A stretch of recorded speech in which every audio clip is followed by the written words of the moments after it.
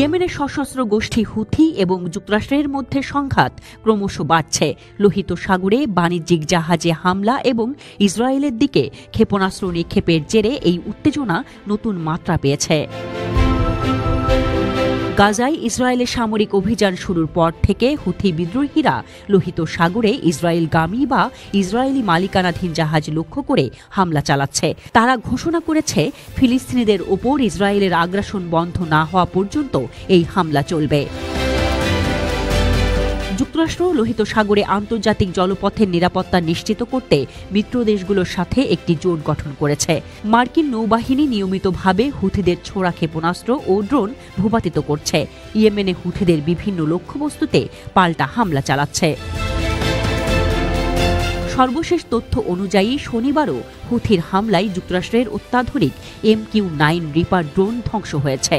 Fox নিউজের তথ্য অনুযায়ী গাজার সংঘাত শুরুর পর থেকে এ নিয়ে 20টি ড্রোন হারালো যুক্তরাষ্ট্র। প্রতিটি ড্রোনের আনুমানিক মূল্য $30 মিলিয়ন মার্কিন।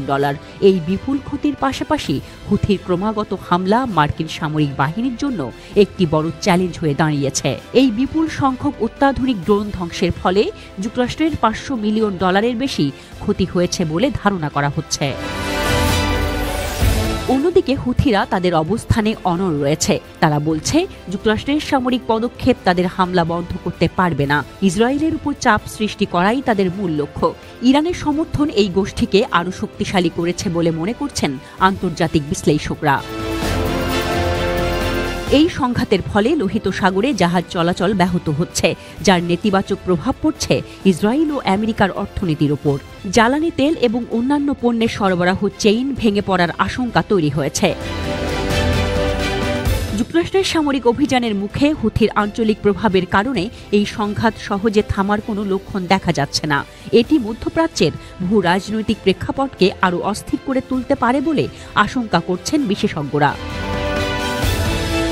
বিশেষজ্ঞদের মতে নজরদারি ও হামলার জন্য ব্যবহৃত এই ড্রোনগুলো মার্কিন সামরিক বাহিনীর গুরুত্বপূর্ণ সম্পদ। একজন মার্কিন প্রতিরক্ষা কর্মকর্তার দেওয়া তথ্য অনুযায়ী 2024 সালের ডিসেম্বর পর্যন্ত যুক্তরাষ্ট্রের অস্ত্রাগারে 230টির মতো MQ-9 ড্রোন ছিল।